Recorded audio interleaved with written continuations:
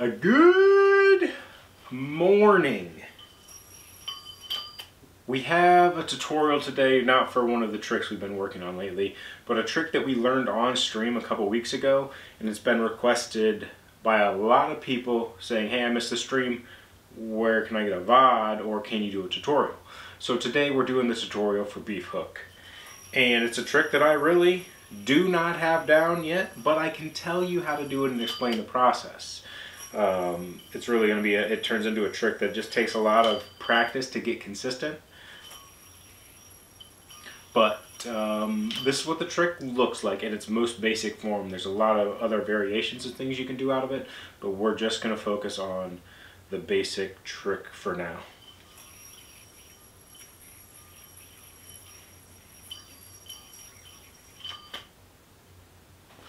Okay, so the trick, for the way we're working on it, the easiest way possible, we're working on it out of trapeze.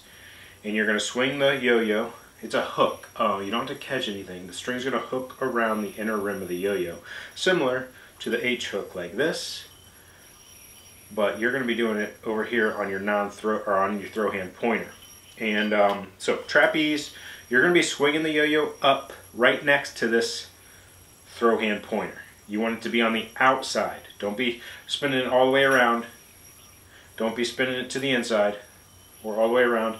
You're going to be letting it go outside of your hand, and you want that yo-yo to be right here close to your hand when you spin it up so that you can catch the string that's going to rip around on your throw hand pointer, then on half the yo-yo. So you want finger inside of the yo-yo, close to it is where you want to end up being. Now from this trapeze, you're going to hold on to the bottom, the trapeze, with your thumb. You're swinging it, holding it with your non-throw hand thumb. That's kind of what helps that slack happen, and then that wraps around the yo-yo like that. This is very much so timing. How much oomph do you give that yo-yo over by your hand? But as you can see, keep it on that outside. How much oomph do you give it till it's floating next to that finger, and the timing so that it's staying next to that finger long enough for that string to whip around. And then for that string to open up a little bit better and widen to go around that rim, so it's getting wider, not necessarily longer. You want to pull, you've got that string wrapped around your non-throw hand thumb, and you're going to pull it in towards your body and a little bit out. So in from the yo-yo and a little bit out away from you. Not a lot, but that kind of opens up that loop a little bit. I've seen that helps the most. Keep that hand low, lower than your catching hand. Pull it just a little bit. I'd say a couple inches in, a few inches away from your throw hand.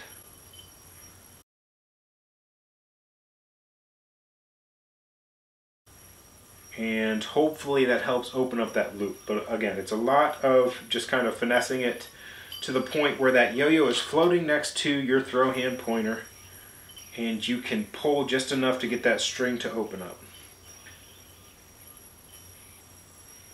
Okay, so once you start landing the Beefhook, unwrap once on your throw hand pointer, and then the second loop is going to be with like the whole yo-yo motion. You're going to be transferring the yo-yo from this string that's on your thumb to your non-throw hand pointer, and it ends you up in a 1.5, in which you can repeat into some Beefhooks or do a little suicide like I like to do. But that's the process out. It gets you into that 1.5, and then you do whatever you want from there to get back into a bind or continue the trick. A couple other tips that are going to help you land that are, I would practice with a little bit longer string so you have a little bit of extra hook material. Keep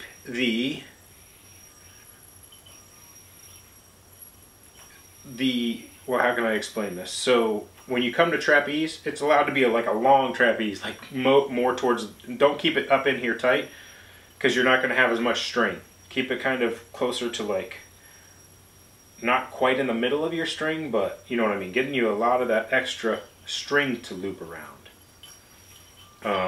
That helps with giving enough room for that hook as well.